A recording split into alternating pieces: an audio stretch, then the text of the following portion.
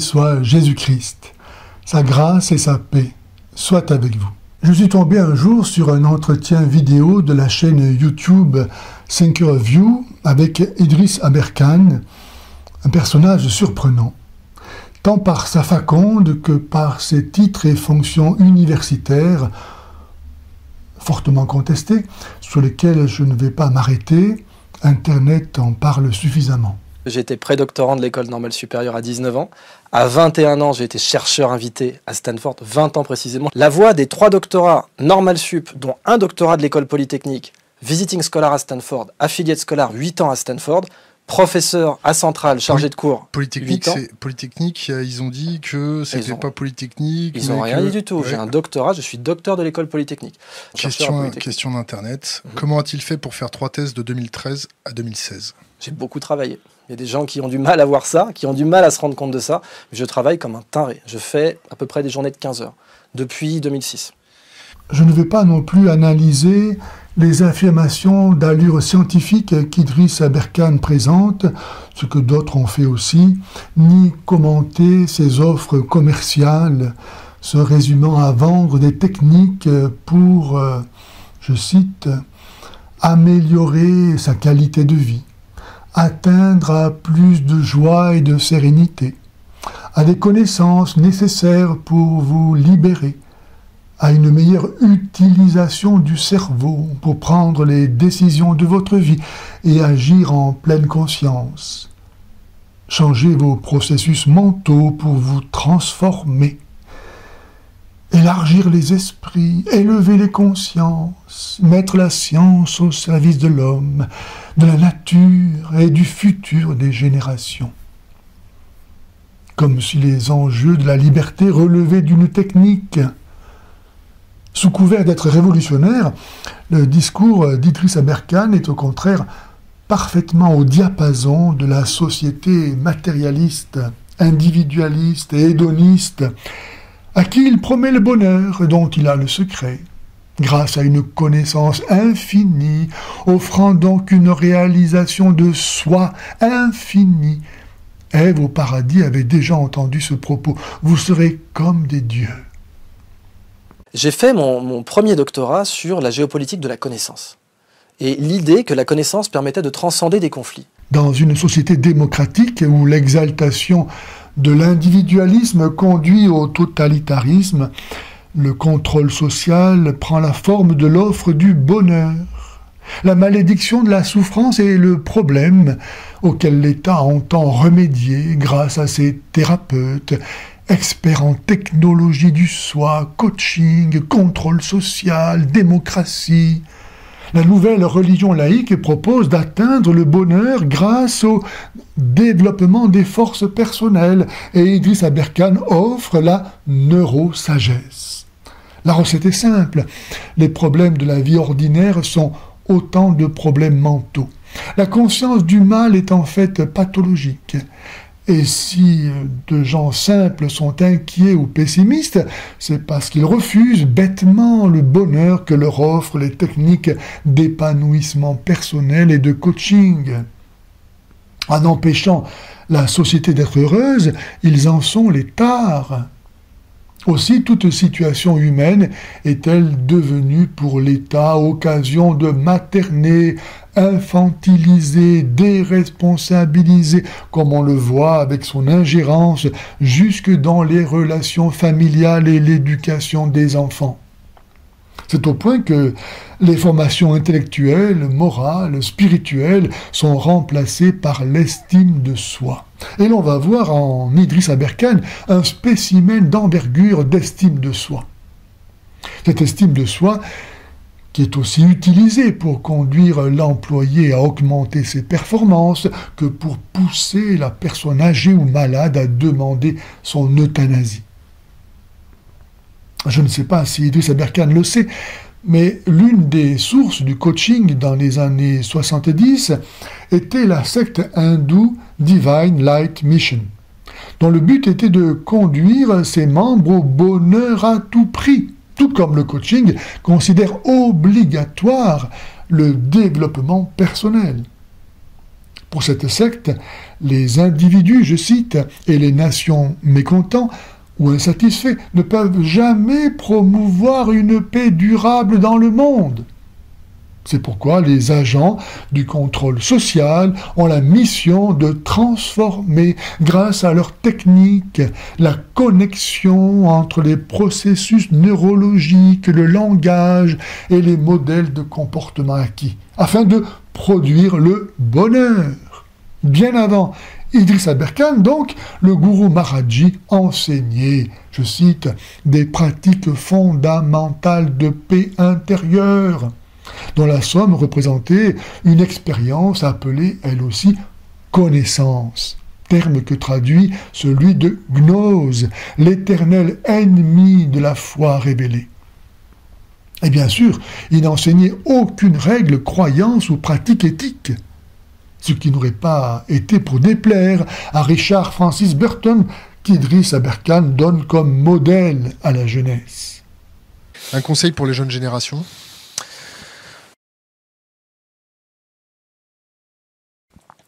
Richard Francis Burton. Il faut savoir que ce Richard Francis Burton se déclarait fier d'avoir commis tous les péchés du décalogue et qu'il avait entre autres habitude, lors de ses voyages, de mesurer la longueur du pénis des hommes qu'il rencontrait. Dans cette vidéo, je vais dévoiler du discours d'Idriss Aberkane quelques-uns de ces mensonges d'ordre philosophique, historique ou religieux que, curieusement, je n'ai vu nulle part encore être dénoncés. Crois en Dieu. Alors voilà, du coup, on verra tu la gardes de côté. Non, t'inquiète pas, on est multitâches. Alors, tu sais qu'Einstein avait répondu à cette question, et je ne peux pas faire de meilleure réponse que lui, de plus toute je fais de la évidence. science, plus je crois en Dieu, c'est ça ? Non, moi je parle plutôt de dites-moi ce que vous appelez Dieu, je vous dirai si j'y crois. Est-ce que t'as un ami imaginaire ? Quand j'étais petit, ouais. Mais maintenant, je me parle à moi-même. Ce que je viens de dire de l'influence de la gnose sur la pensée d'Idriss Aberkane se laisse voir en cette réponse. Au journaliste, lui demandant s'il croit en Dieu, Idriss est incapable de répondre simplement par oui ou par non. Pourquoi ? Parce qu'il est soufi, et que le soufisme est une gnose, c'est-à-dire une connaissance secrète, obscure, inavouable. Certes, il est vrai qu'il y a maintes déformations de l'idée de Dieu, mais il n'en reste pas moins vrai que le mot Dieu, en notre culture, renvoie nécessairement pour tous à l'être infiniment supérieur, transcendant, cause et fin de tout, à l'unique et vrai Dieu, révélé par le Christ, tout-puissant, créateur, provident, sauveur et juge au dernier jour. Si donc Idriss Aberkane ne peut pas dire qu'il croit en lui et qu'il éprouve le besoin d'en discuter, c'est parce qu'il a rejeté le Dieu révélé par Jésus-Christ, communément désigné par le mot Dieu, et cela parce que son Dieu à lui est celui de la gnose. Or, tout comme Satan, ayant rejeté Dieu pour se vouloir lui-même Dieu, sans Dieu et donc contre Dieu, la gnose enseigne à l'homme que Dieu est à inventer, ce qui finalement et immanquablement conduit à se découvrir soi-même Dieu. Et c'est ce dont va témoigner Idriss dans cette vidéo. Et déjà ici, quand il était enfant, il avait une relation avec Dieu, mais maintenant qu'il a été endoctriné par la gnose soufie, il a remplacé sa relation avec Dieu par la relation avec lui-même. Il se parle à lui-même. Il n'a plus besoin de parler avec Dieu, qui est devenu un être imaginaire. Mais prenant la place de Dieu, il se parle à lui-même. Voilà où conduit la gnose à couper l'homme de Dieu pour prendre sa place. Mais si la gnose, au terme de l'initiation, réussit à faire croire à l'homme qu'il est Dieu, illumination des ténèbres de l'enfer, elle ne lui expliquera jamais pourquoi, si l'homme est Dieu, il se retrouve dans la condition si lamentable qui est la sienne aujourd'hui. Bref, rien d'étonnant à ce que Idriss Aberkane nous vende la solution gnostique de la connaissance. Tu te situerais plus athée, plus déiste, non déiste ? Non, moi je suis soufi. Je suis soufi et je suis sur une voie. Idriss est trop intelligent pour se déclarer simplement musulman. Il a besoin de trouver ailleurs les réponses que l'islam ne peut pas lui donner. C'est pourquoi il est soufi. Le soufisme permet en effet de continuer à se dire musulman tant il est dangereux de quitter l'islam, tout en se référant à autre chose, à une révélation ésotérique transmise soi-disant depuis Mahomet de maître à disciple. Il faut dire que cette connaissance a toujours irrité les pouvoirs musulmans, non seulement parce qu'étant secrète, elle leur échappait, mais encore parce qu'elle nie frontalement le caractère évident et complet de la révélation d'Allah, qui est le Coran. Je m'appelle Idriss parce que mon père était fan d'Idriss Shah. Idriss Shah, c'était un grand maître soufi du XXe siècle, donc je ne vais certainement pas dire que je ne crois pas en Dieu. Par contre, le soufi, comme tout mystique, rejette tout ce qui réduit Dieu, rejette tout ce qui rabaisse Dieu. Par exemple, croire que c'est un grand barbu qui lance des éclairs. Et ça, j'y crois pas. Ici, Idriss affirme croire en Dieu. Mais comme il nous l'a dit précédemment, son Dieu à lui n'est pas celui auquel nous pensons spontanément, le Dieu de Jésus-Christ. Le Dieu auquel Idriss veut bien croire doit correspondre aux critères que lui, Idriss, estime convenables pour un Dieu. Notamment le fait de ne pas pouvoir être rabaissé. Mais qui d'autre que le démon, père de l'orgueil, a horreur de l'humilité de Dieu manifestée par l'incarnation et la passion du Christ. Outre qu'en Dieu, grandeur et petitesse s'identifient en son adorable unité, les musulmans n'ont pas compris qu'en considérant l'incarnation indigne de Dieu, non seulement ils insultent le Créateur, qui selon eux devraient donc avoir honte de sa création, mais encore se jugeant eux-mêmes indignes de Dieu, ils se vouent ainsi au malheur éternel.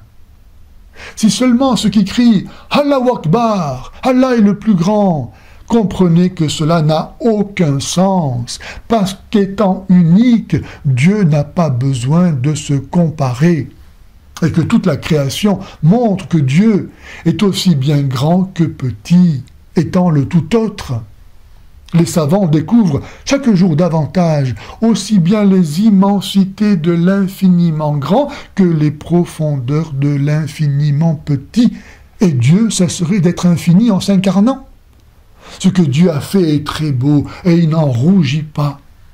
C'est pourquoi il n'a pas honte d'assumer son œuvre, notre humanité qu'il a créée, afin de la délivrer de nos péchés. Que Dieu soit en lui-même absolument transcendant et donc incommunicable n'empêche pas l'Église de croire qu'il nous aime assez pour, après nous avoir tout donné de ce que nous sommes et de ce que nous avons, mettre le comble à son amour en se donnant lui-même. Et pour cela, à se rendre semblable à nous, sinon comment pourrions-nous le recevoir? Pourrait-il faire quelque chose de plus beau? Et peut-il ne pas faire ce qu'il y a de plus beau? Croire cela conduit à aimer Jésus, et en aimant Jésus, à aimer Dieu, et à nous aimer les uns les autres, comme Jésus l'a fait. Pourrait-il y avoir un Dieu meilleur que celui-là? Le mot Dieu vient du grec Zeus. Le mot Dieu vient de Zeus. Et c'est pour ça que l'Occident continue. Regarde les Guignols quand ils font une marionnette de Dieu, c'est un grand barbu qui lance des éclairs. Regarde la chapelle Sixtine, c'est un grand barbu qui lance des éclairs. Tout d'abord, Dieu ne vient pas du grec Zeus, comme l'affirme avec tant d'aplomb Idriss, mais du latin Deus, apparenté à la racine indo-européenne Deivo, désignant la lumière du jour. Ce mot, à la différence de Zeus, qui renvoie à un personnage connu de la mythologie grecque, ne dit rien sur Dieu. C'est un mot sans visage, qui désigne un être absolument transcendant.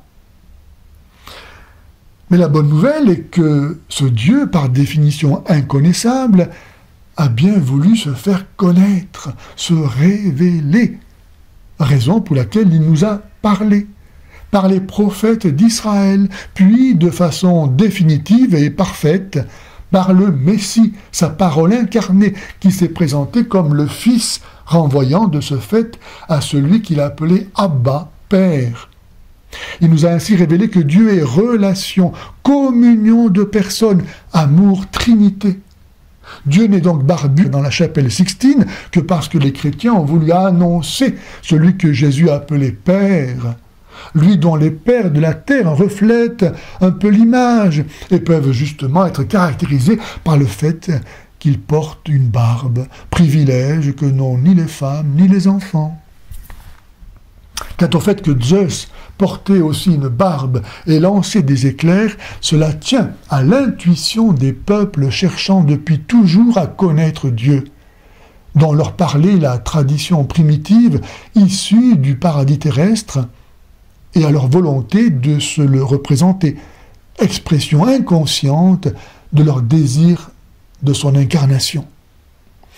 Et telle est la correspondance de la révélation chrétienne avec les mythes païens, qui est souvent présentée en particulier par l'islam comme preuve du caractère soi-disant idolâtre du christianisme, alors qu'elle est une preuve de la justesse de la réponse apportée par le Christ à l'attente universelle d'un sauveur promis à l'aube de l'humanité et dont toutes les cultures et civilisations ont gardé plus ou moins obscurément le souvenir.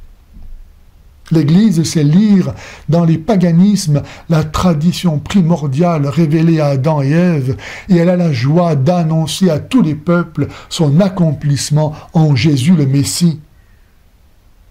L'historien juif Daniel Boyarin, notamment, a montré que l'idée de consubstantialité du Messie avec Dieu n'était pas une innovation chrétienne, mais était déjà présente dans la littérature pré-rabbinique et dans la Bible elle-même. Je le cite, « Les idées de la Trinité et de l'incarnation, ou du moins les germes de ces idées, étaient déjà présentes parmi les croyants juifs longtemps avant que Jésus n'apparaisse. Plutôt donc que rejeter la révélation divine que tout porte à accepter, il faut reconnaître que le monothéisme trinitaire rejoint à la fois la révélation de l'unicité de Dieu portée par le judaïsme pré-chrétien et l'intuition du polythéisme professant la pluralité et l'altérité en Dieu, de sorte que le christianisme conduit chacun de ces deux systèmes religieux à la plénitude de la vérité par eux imparfaitement entrevue. Dieu aurait-il pu faire à l'humanité en quête d'unité métaphysique et religieuse un don plus parfait que le christianisme ? Qu'Idri se rassure donc. En christianisme, aussi vrai que l'Esprit Saint est représenté par une colombe ou par du feu, Dieu n'a pas nécessairement de barbe. Le Coran, quand je l'étudie, je suis extrêmement parcimonieux. J'y vais tout doucement, tu sais, tu as 7 niveaux de lecture. Et je veux surtout me garder de l'arrogance qu'on peut avoir quand on maîtrise trop bien par cœur la surface, si tu veux, quand on peut citer des passages. Mais qu'est-ce que vous racontez ? 7 niveaux de lecture, et pourquoi pas 36 ou 15 000 ? Plus c'est creux, et plus il faut faire de l'esbrouf pour s'illusionner et tromper le nigo. Pourquoi cherchez-vous à nous et certainement aussi à vous faire croire que vous comprenez quelque chose au Coran ? Personne ne peut rien comprendre à ce texte qui n'a ni queue ni tête, passant sans cesse du coq à l'âne, tant il est fait de briques et de brocs. Même Allah reconnaît qu'il est le seul à pouvoir le comprendre. Sourate 3, verset 7. Dès lors, pourquoi s'intéresser au Coran ? Et si Allah est seul à comprendre ce qu'il dit, pourquoi le dit-il ? Le Coran, il ne faut pas le lire en mec du Club Med. Il faut le lire en océanographe, en étant extrêmement humble, et en essayant de pénétrer le sens profond de chaque passage. en particulier son étymologie, son contexte, etc. Et quel sens cela a-t-il de parler de contexte pour un livre incréé? Ou bien le Coran est incréé et alors il est hors de tout contexte, ou bien le Coran est un livre humain et dépendant donc du contexte de sa rédaction. Il faut choisir, mais vous ne pouvez pas continuer à jouer sur les deux tableaux, puisque vous ne croyez pas à l'associationnisme. La référence au contexte marche pour la Bible, qui est écrite par des hommes inspirés par Dieu, mais pas pour le Coran, qui est tombé du ciel, où il est resté à l'identique sur la table gardée d'Allah. Vous devriez savoir cela. Cessez donc de vous illusionner et de vous faire le serviteur de cette imposture. Pour un scientifique, ce n'est pas sérieux. Et s'il y a eu des siècles d'écoles d'interprétation, c'est précisément parce qu'il était admis et convenu, non seulement que le Coran a une profondeur, mais également que personne n'a le droit de l'interpréter à votre place. Vous pouvez être conseiller, mais si vous prenez une interprétation, c'est votre responsabilité. Fantastique. Vous pouvez faire dire ce que vous voulez au Coran. Tout est son contraire. Dans le Coran et la tradition, on peut trouver la chose et son contraire. Les mots n'ont donc pas de sens, ni les règles de grammaire, de style ou d'orthographe. Voilà bien exprimé, avec tout l'aplomb qu'il faut, l'enseignement du néant, la tromperie magique. Vous serez comme des dieux, il vous suffit de le dire pour que ce soit.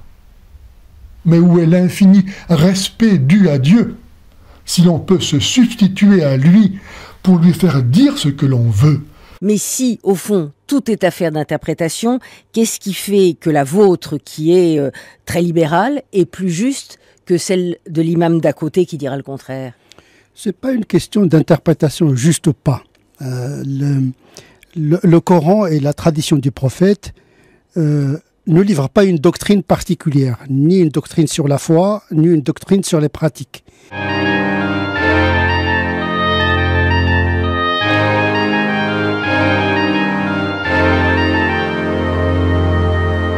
Alors la doctrine, qui la donne?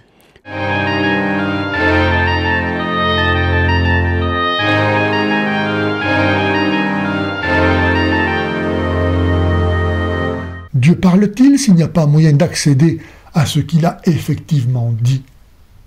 De deux choses l'une, ou Dieu ne parle pas dans le Coran, ou l'associationnisme n'est pas un péché pour l'islam. Si le texte n'a pas d'autre sens que celui que vous lui donnez, alors il est facile de comprendre pourquoi l'islam et sa spiritualité du vide, donc, plaisent tant à la culture et à l'art contemporain, pour lesquels c'est justement le sujet regardant qui fait l'œuvre. Marcel Duchamp vous présente un bidet et vous vous extasiez devant la Joconde. Je vous vends des cacahuètes et vous m'achetez des diamants. Avouez que c'est pratique. Chacun est enfermé dans sa bulle et rien n'existe en dehors, si ce n'est des miroirs aux alouettes. Comment un tel discours pourrait-il ne pas convenir à ceux qui, à l'instar de Satan, rejettent Dieu pour se préférer eux-mêmes? J'entends la voix de Saint Pierre dénoncer ces hommes souillés et flétris qui mettent leur volupté à vous tromper, alléchant les âmes mal affermies avec des discours gonflés de vide. Ils promettent la liberté alors qu'ils sont eux-mêmes esclaves de la corruption. Fontaines sans eau, nuages poussés par le vent, animaux sans raison, blasphémant ce qu'ils ignorent, êtres maudits, l'obscurité des ténèbres leur est réservée. Qu'est-ce que tu penses de l'islam radical? Justement, pour moi, c'est pas de l'islam. Je vais être très honnête, ce n'est pas de l'islam. Le mot radical, d'ailleurs, n'est pas du tout bienvenu. Parce que radical, ça veut dire la racine. C'est quoi leur racine? Quelle est leur racine? Connaissent-ils l'islam du 7e siècle? Ce n'est pas ça l'islam. Mais quelle autorité avez-vous, Idriss, pour dire ce qu'est ou ce que n'est pas l'islam? Ceux qui sont appelés radicalisés ou islamistes pensent que c'est votre islam qui n'est pas le vrai islam. Et ils se réfèrent au même Mahomet et au même Coran que vous, qu'ils ont étudié dans les universités islamiques d'Al-Azhar, d'Arabie Saoudite, du Pakistan et d'ailleurs.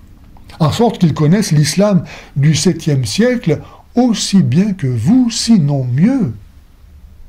Mais alors que Jésus a confié son autorité au pape, Mahomet n'a confié la sienne à personne, en sorte que personne en islam, pas même vous, n'a autorité pour parler au nom de l'islam. Si vous cherchez vraiment la vérité, le fait que l'islam soit génétiquement incapable d'apporter la paix au monde en raison de cette absence d'autorité divine devrait vous conduire à reconnaître que l'islam ne peut pas venir de Dieu. Il y aura toujours en effet quelqu'un pour prétendre détenir une compréhension de l'islam meilleure que la vôtre, et personne ne pourra dire le contraire. Tes préconisations pour les politiques de contre-radicalisation? L'islam, c'est comme d'un point de vue géopolitique, c'est un petit peu comme notre flore, tu sais, notre flore commensale, notre flore naturelle. Si tu veux chasser la flore dangereuse, il faut qu'il y ait une flore saine. Pour moi, la déradicalisation, eh bien, contre-radicalisation. Oui, contre, c'est des termes un peu fashion, ne marche que si tu as un islam sain. La solution d'Idriss pour supprimer l'islam radical, c'est l'islam sain. Or, d'où vient le radicalisme de l'islam, sinon de l'islam lui-même? Aussi vrai que sans islam, il n'y a pas d'islamisme. Votre distinction entre islam sain et islam pas sain est un tour de passe-passe récusé par quelqu'un tout aussi musulman que vous, le président de la Turquie, M. Erdogan, pour qui, je cite, « l'expression islam modéré est laide et offensante. Il n'y a pas d'islam modéré. L'islam est l'islam.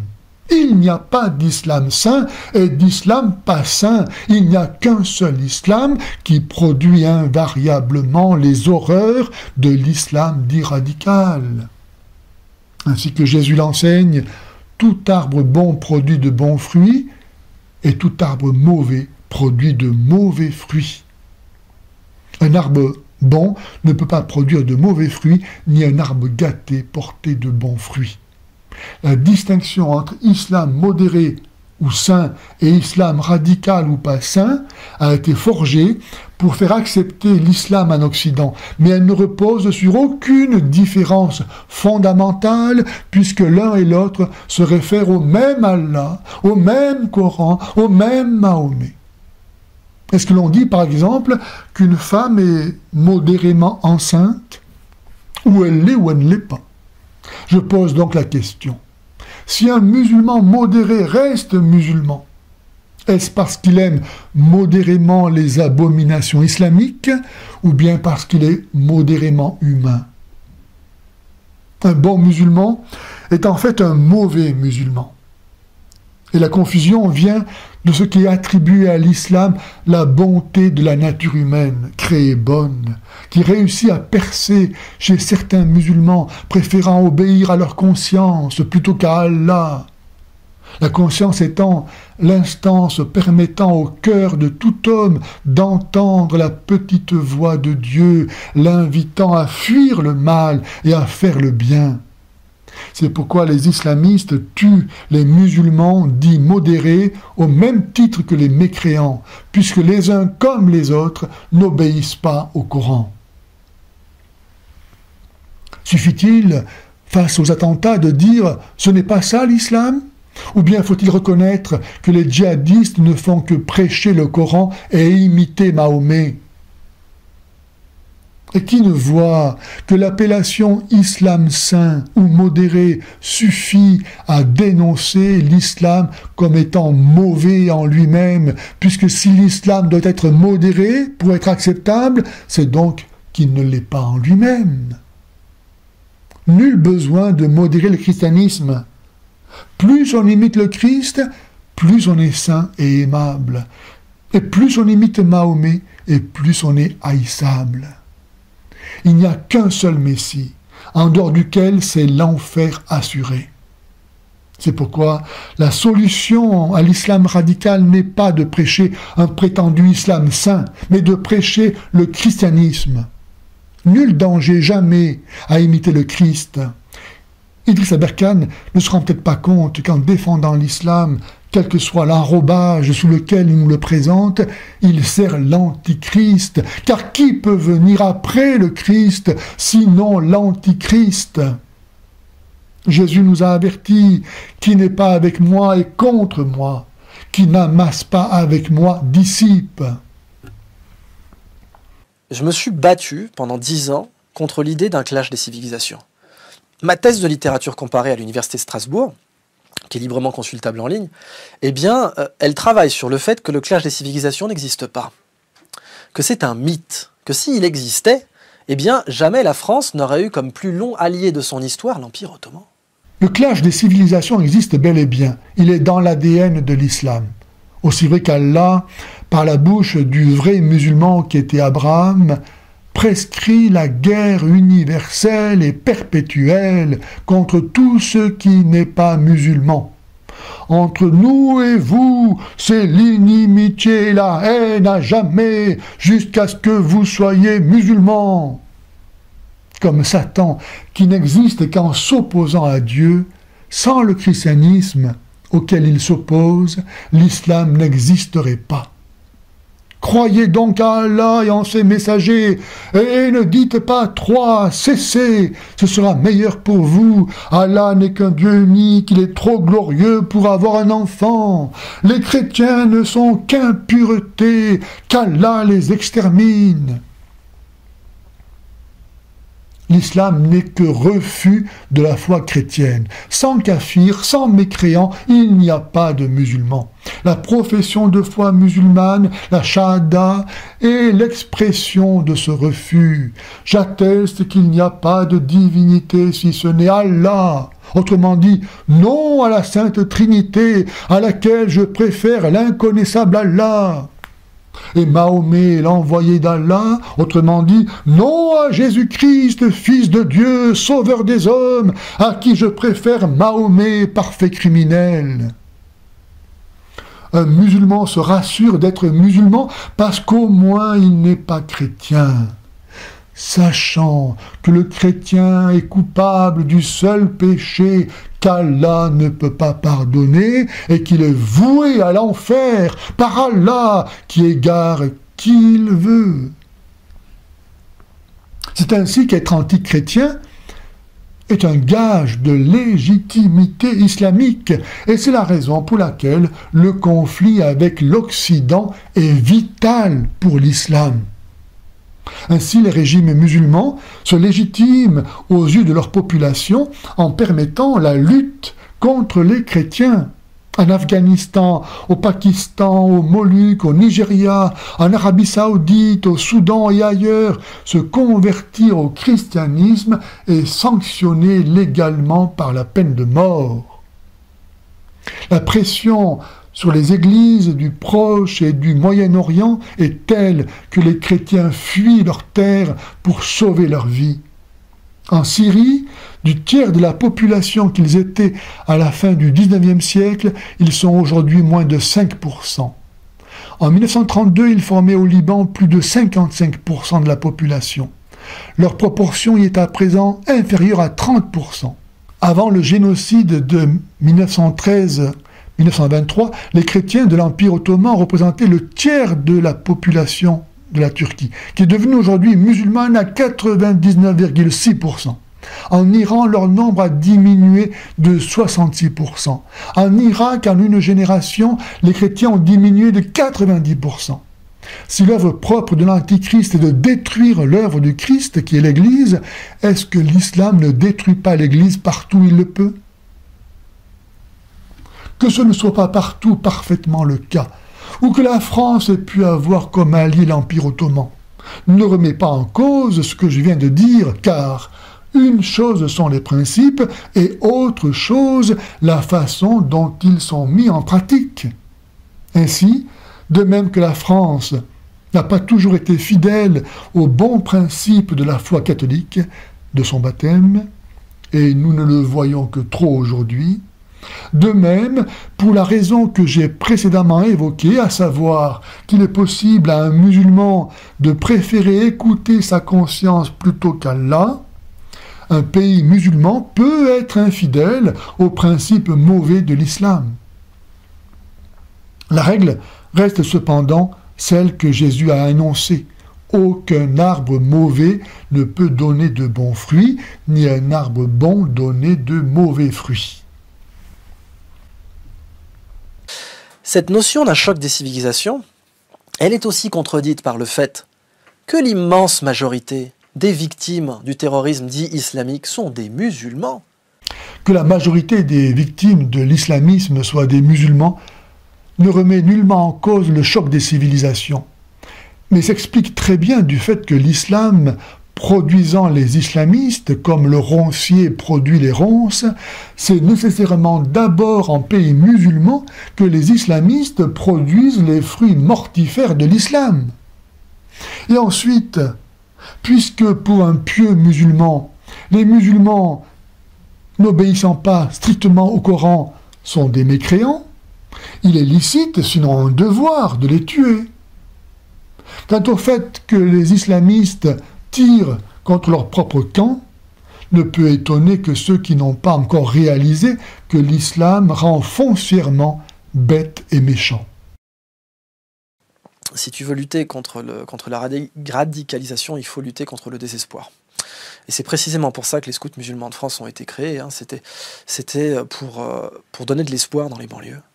Si lutter contre la radicalisation implique de lutter contre le désespoir, lutter contre le désespoir n'implique pas de promouvoir l'islam, au contraire même, puisque l'islam plonge dans le désespoir. En effet, en islam, le salut ne dépend que du bon plaisir d'Allah, qui égare qui il veut. En sorte que la menace de l'enfer tourmente sans cesse l'esprit musulman. Et le pire est que Allah lui fait croire que le seul moyen d'être assuré d'aller au paradis, et quel paradis, est de mourir au djihad, c'est-à-dire de recevoir la mort en échange de celle qu'il donne, y compris à des innocents. Car Allah s'est engagé à donner sa récompense à celui qui tue ou est tué pour lui.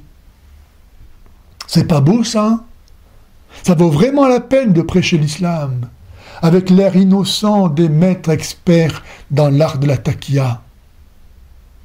Parmi les radicalisés, tu es le premier à le savoir, il y a tout un tas d'érudits, de gens qui ont Bac+5, qui ont un niveau d'études tout à fait conséquent et qui ne sont pas du tout des paumés comme on voudrait le croire. Ce n'est pas sans raison que depuis le règne du calife abbasside Mamoun, les pays arabes ont traduit autant de livres que l'Espagne en traduit actuellement en un an. C'est-à-dire depuis le IXe siècle. Tandis que Jésus nous donne son esprit pour nous introduire dans la vérité tout entière, Allah assujettit le musulman à l'ignorance. Ô vous qui avez cru, ne posez pas de questions sur certains sujets, cela pourrait vous nuire. Et comme les sujets ne sont pas précisés, tous sont évidemment suspects. Allah dit encore, « En vérité, nous avons proposé le dépôt de la foi aux cieux, à la terre et aux montagnes, mais tous ont refusé d'en assumer la responsabilité et en furent effrayés, alors que l'homme, par comble d'ignorance et d'iniquité, s'en est chargé. » Allah reconnaît donc que son message est pour les créatures sans raison et que l'homme qui l'accueille, c'est-à-dire le musulman, est un abîme d'ignorance et d'iniquité. C'est pas moi qui le dis. Et quelle meilleure critique de l'islam pourrait-on donc trouver que le Coran, lui qui méprise l'homme et avoue être fait pour des êtres sans raison? Pour moi, quand tu décides de tuer quelqu'un en te faisant sauter et que c'est pas pour de l'autodéfense immédiate, ouais, pour moi, t'es paumé, parce que c'est contre-productif ce que tu fais, et ça ne va pas servir la cause que tu défends. Attention, nous touchons ici un sommet. Sans s'en rendre compte, Idriss Aberkane nous montre ici le pouvoir de l'islam de transformer en assassins les âmes qu'il soumet. En effet, pour lui, tuer autrui en dehors du cas de légitime défense n'est pas condamné parce qu'un meurtre est un acte monstrueux toujours condamnable, mais parce qu'un tel acte ne sert pas la cause. Autrement dit, comme tous les djihadistes, terroristes et psychopathes, Idriss Aberkane fonctionne avec le principe que la fin justifie les moyens et qu'il n'y a pas d'acte bon ou mauvais en soi, mais seulement en fonction de l'intention qui motive leur exécution. On dénonce l'islamophobie d'un côté, et puis avec véhémence, parce qu'on est énervé, je comprends, quand on attaque ta religion, c'est forcément énervant. Donc, bah. Quelle mystification, quelle imposture! L'islam se plaint d'être l'objet d'attaque, mais celles-ci ne sont jamais que de la légitime défense. Et en effet, qu'apporte l'islam au monde? Et que pourrait-il apporter après la venue du Christ? Qui ne voit la différence entre Jésus et Mahomet, l'Évangile et le Coran? Pendant 6 siècles, le christianisme vivait très bien sans l'islam, et montre par là qu'il n'a pas besoin de l'islam pour exister. Par contre, l'islam ne peut pas exister sans le christianisme, puisque sa raison d'être est de le calomnier pour justifier son usurpation. Le propre de l'imposteur est de se faire passer pour ce qu'il n'est pas, et de calomnier autrui. Et c'est cela qui caractérise l'islam. Il faut avoir le courage de le dire pour la gloire de Dieu et le salut du monde. Un ex-musulman me disait récemment hésiter à quitter l'islam de crainte de déplaire à Allah. Mais je vous le dis, ne craignez pas de déplaire à Allah qui n'existe pas, mais craignez de déplaire au seul et vrai Dieu et à son Messie. Qui peut venir après le Christ, sinon l'Antichrist ?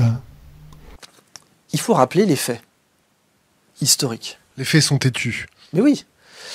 Rappelons, alors tu sais que bon, les faits, c'est pas tellement un mot que j'aime parce que comme disait Nietzsche et puis Richard Francis Burton, il y a surtout des perspectives, mais des choses de base.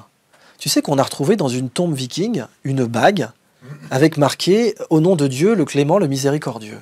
Parce que les vikings faisaient du commerce avec Bagdad au IXe siècle. Et qu'il y a des vikings qui se sont convertis à l'islam. Mais quelle blague! Effectivement, une bague de l'ère viking a été retrouvée en Suède avec l'inscription « Pour Allah ». Mais cela ne dit pas que la personne qui l'a portée savait ce que signifie l'inscription, et encore moins qu'elle s'était convertie à l'islam. Tous les top modèles qui portent aujourd'hui des croix en pendentif ne sont pas pour autant des chrétiens. De plus, cette bague est l'unique objet trouvé en cette région, attestant d'un lien avec l'islam.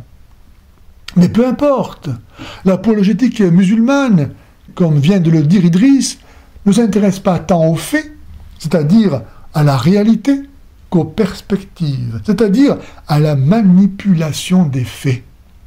Et c'est ainsi qu'à partir de cette bague, Idriss en arrive à dire que des vikings s'étaient convertis à l'islam. C'est comme cela que s'est bâti l'islam sur le mensonge. Je rappelle que la société viking et celle de Mahomet reposaient toutes deux sur le pillage, la capture et la vente d'objets précieux et notamment d'esclaves qui ont fait les frais de leurs relations commerciales.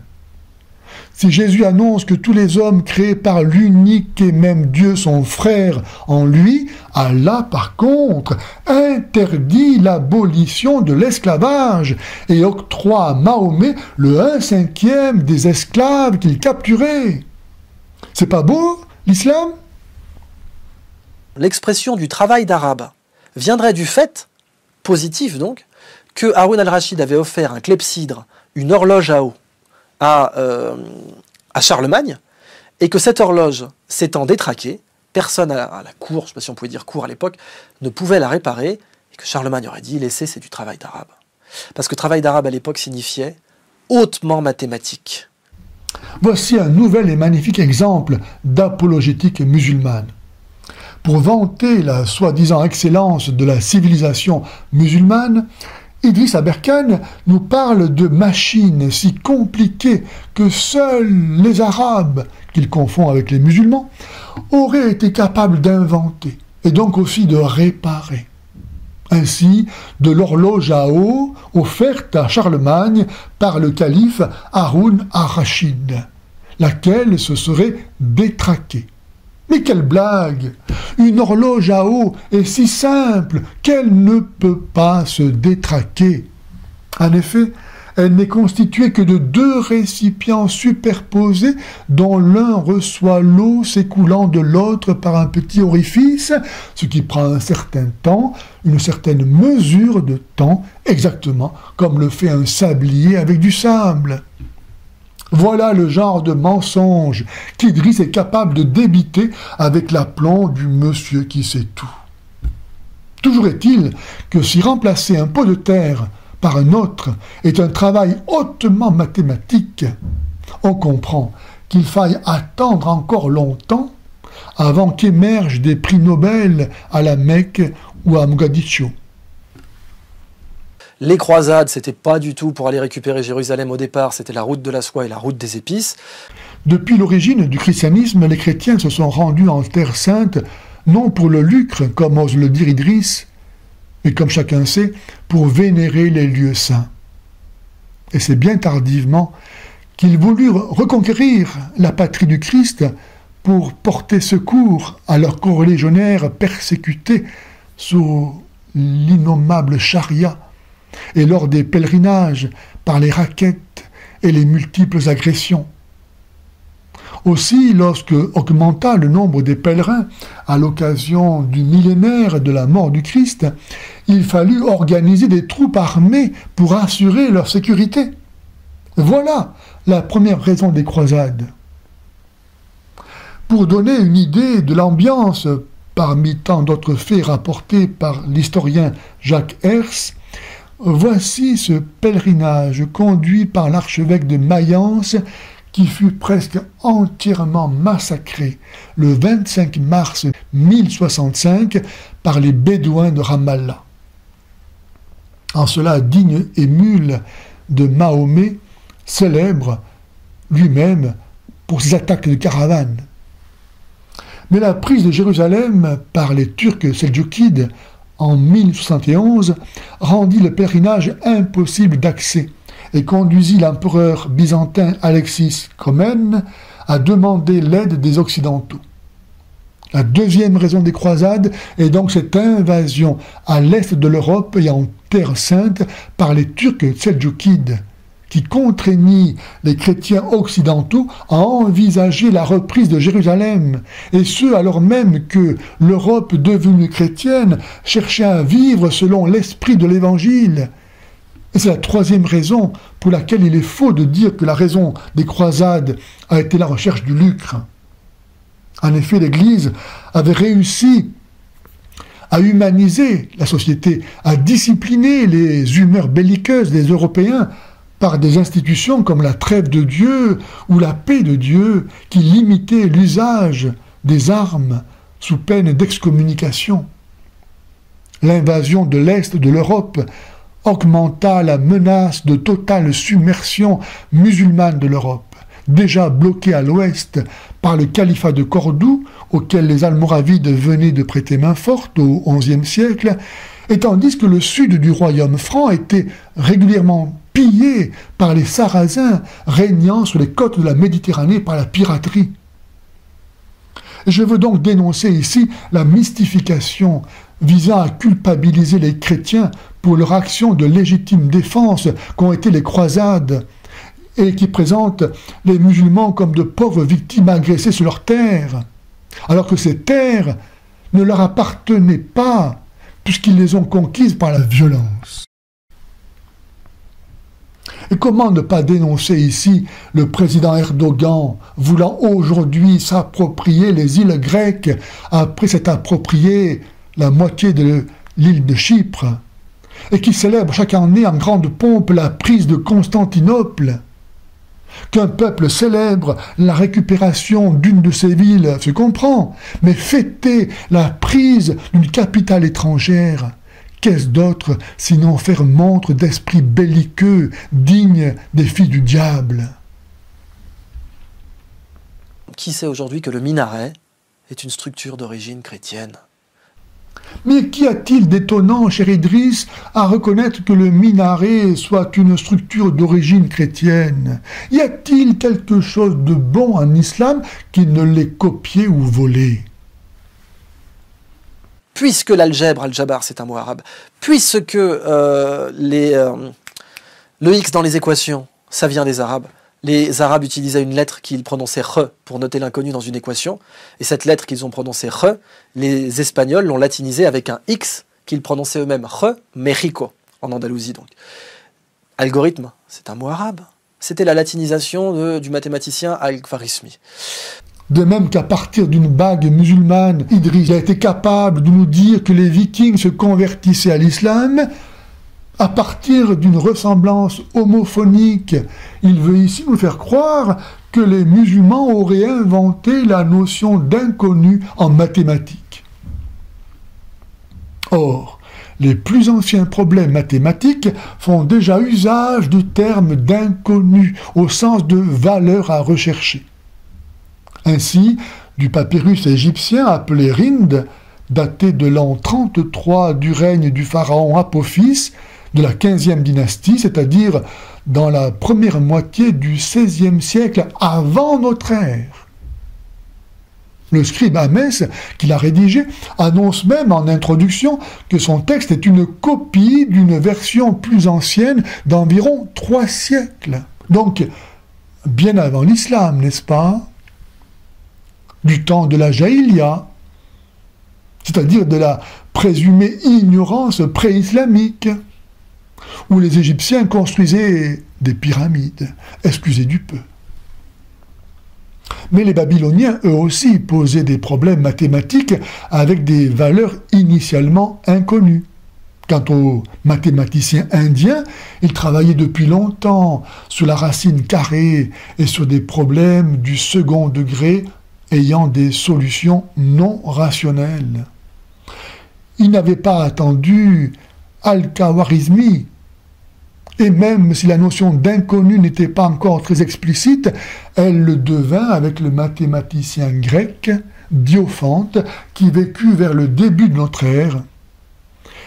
Son livre, l'Arithmetica, détaille les propriétés de l'arithmos, le nombre, l'ancêtre de l'inconnu, qui possède une quantité indéterminée d'unités, et qu'il symbolisait par la lettre S. L'idée de nommer l'inconnu vient de Diophante et de personne d'autre.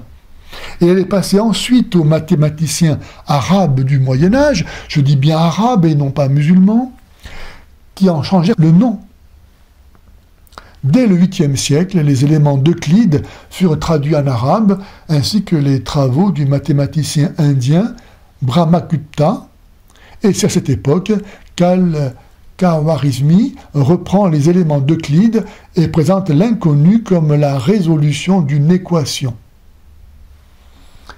Si l'on trouve chez lui des avancées par rapport au livre de Diophante, comme le fait que la portée de l'inconnu n'est plus limitée au nombre rationnel, ou l'introduction d'une notation positionnelle des nombres, il y a aussi des régressions, notamment du fait qu'il ne développe pas le langage symbolique, et s'il nomme l'inconnu Shai, c'est-à-dire la chose que l'on recherche, il ne la différencie pas de la notion de solution. Les Andalous, alors sous domination musulmane, écriront ensuite ce mot en caractère latin, xai. Et René Descartes, au XVIIe siècle, simplifia ce terme en ne gardant que son initiale X. Bref, à vouloir défendre le mensonge, on ne peut que mentir. Et Idriss n'a pas encore réalisé que ce qu'il y a pu y avoir de bon dans la civilisation islamique ne doit pas être mis au compte de l'islam, mais de personnes islamisées ayant réussi à sauvegarder suffisamment du génie de leur culture antérieure pour le faire fructifier non pas grâce à l'islam, mais en dépit de l'islam.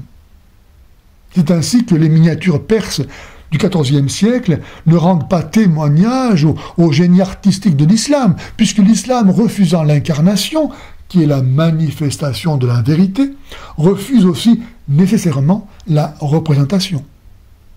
De même, l'architecture des mosquées turques est empruntée aux cathédrales byzantines.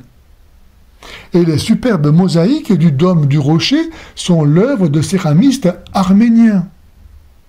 Les musulmans ne sont pas les inventeurs des chiffres, mais les Indiens.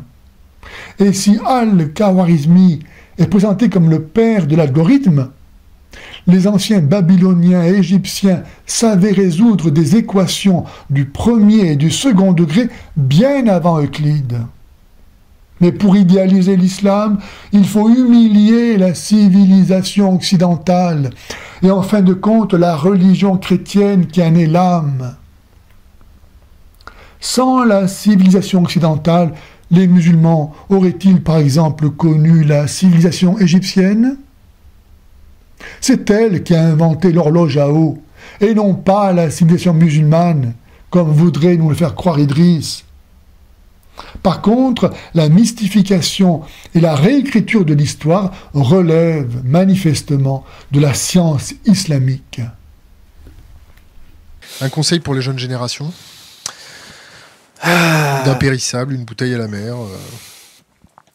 Richard Francis Burton, n'attendez d'applaudissements que de vous-même. Vous n'êtes libre que, d'ailleurs c'est ce que dit Burton précisément, il vit le plus noble et il meurt le plus noble, celui qui fait et qui suit ses propres lois. Et cette capacité à avoir son législateur intérieur et à s'y suivre, à s'y fixer, à ne pas vivre dans les idées des autres, ce qu'avait dit Steve Jobs à ce fameux discours de Stanford. Ce qui est vrai, c'est-à-dire que quand vous vivez dans les dogmes, quand vous vivez dans un dogme, vous vivez dans la pensée de quelqu'un d'autre. N'attendez d'applaudissements que de vous-même. C'est impressionnant. Comme l'amour de soi, préféré à l'amour du vrai Dieu, conduit à la vanité, à l'insignifiance, à l'autosatisfaction, à l'aveuglement de l'esprit. Quel est le minable, le vaniteux, le vicieux, l'orgueilleux, le criminel, qui n'est pas capable de s'applaudir lui-même pour cacher à sa conscience la laideur de son âme? Attendre d'être félicité par Dieu, l'unique et vrai Dieu, voilà qui est autrement plus exigeant. Le plus libre et le plus noble serait celui qui suit ses propres lois. Mais quelle bêtise! Une loi, par définition, suppose l'altérité, soit de Dieu, soit de l'État, et des intérêts en commun qu'il s'agit de respecter. Tout le contraire, donc, de ce que raconte Idriss. Mais il est vrai que lorsqu'on se prend pour Dieu, on peut bien aussi se donner des lois, ce qui permettra de les transgresser sans craindre de déplaire à leur auteur. Un dogme, par définition, est une affirmation considérée comme fondamentale, incontestable et intangible, formulée par une autorité légitime. Pour les catholiques, les dogmes sont l'expression certaine de la vérité révélée par le Christ une fois pour toutes.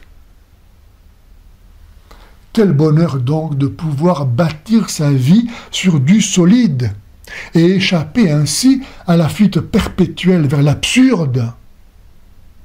Combien malheureux et misérable est celui qui méprise le témoignage que Jésus est venu rendre à la vérité au prix de sa mort et de sa résurrection, pour lui préférer l'inanité et bientôt la folie de son propre moi, gonflé d'orgueil puant et criminel. Refuser de vivre dans la pensée de l'autre, c'est se prendre pour le meilleur, pour le centre du monde, pour l'unique. C'est refuser d'accueillir et d'être accueilli, et donc d'aimer. C'est se vouer à la solitude, à la stérilité, et en fin de course à l'enfer. Mais comment cet autre, qui est Dieu, pourrais-je ne pas vouloir vivre avec lui dans sa pensée par laquelle il m'a créé et par laquelle il me donne maintenant d'être?